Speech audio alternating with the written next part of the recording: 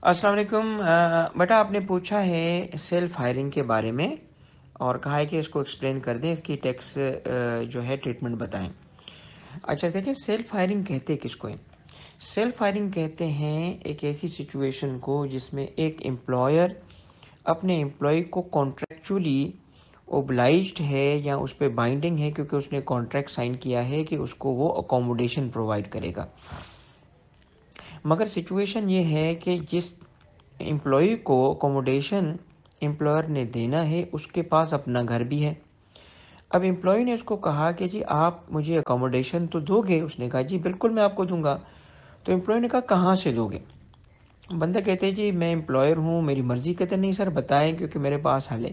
कहते जी मेरे पास तो कोई घर वर तो रखा नहीं है, मैं रेंट पे लेके दूंगा। तो ऐसी सिचुएशन में वो एम्प्लॉई उसको कहता है कि सर मेरा घर है, आप किसी और से रेंट ना लें, रेंट पे लेके मुझे ना दें, आप मेरा ही घर मुझसे रेंट पे ले लें और फिर वो वापस मुझे दे दें एम्प्लॉयमेंट की कॉन्ट्रैक्ट की वजह से। तो यहाँ पे ना दो ट्रांजेक्शन हो रही होती हैं सेल्फ हायरिंग में, कि एक तो एम्प्लॉयर अपने एम्प्लॉई से घर को रेंट पे लेता है, तो एम्प्लॉयर जो होगा वो टेनेंट बन जाएगा क्योंकि वो हायर कर रहा है, और यहाँ पे एम्प्लॉई जो होगा वो ओनर बन जाएगा। फिर वही घर वापस चूंकि एम्प्लॉय को दिया गया है एक और रिलेशनशिप में, तो वहाँ पे एम्प्लॉयर एम्प्लॉय रिलेशनशिप की वजह से तो दो चीज़ें यहाँ पे होंगी इस ट्रांजैक्शन में। एक इनकम फ्रॉम प्रॉपर्टी कैलकुलेट होगी एम्प्लॉय की क्योंकि वो ओनर है, और दूसरा यहाँ पे सैलरी कैलकुलेट होगी एम्प्लॉय की क्योंकि वो बेनिफिट भी ले रहा है। तो जब हम एम्प्लॉय की इनकम फ्रॉम प्रॉपर्टी कैलकुलेट करते हैं तो उस सूरत में फेयर मार्केट प्रिंसिपल अप्लाई नहीं करेंगे। ये पॉइंट है मेन।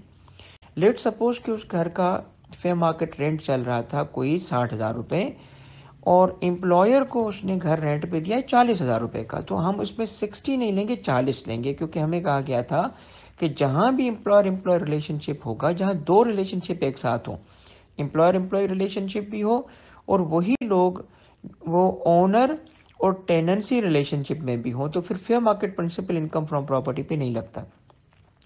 हम क्या करेंगे, उस एम्प्लॉई की जो इनकम है उसमें भी एक अमाउंट ऐड करेंगे। एक तरफ चूंकि वो ओनर था तो इनकम फ्रॉम प्रॉपर्टी ली मगर उस पर फेयर मार्केट नहीं लगाया, मगर दूसरी तरफ चूंकि उसको एम्प्लॉयर की तरफ से घर मिल रहा है, तो फिर हम वो जो सेम तरीका होता है घर को वैल्यू करने का, अल्टरनेटिव अमाउंट या 45% ऑफ एमटीएस, एमटीएस ना तो बेसिक सैलरी, इनमें से विचेवर हायर लेके उसकी सैलरी में भी ऐड कर देंगे। तो दो चीज़ें होंगी इस केस में, सेल्फ हायरिंग के केस में।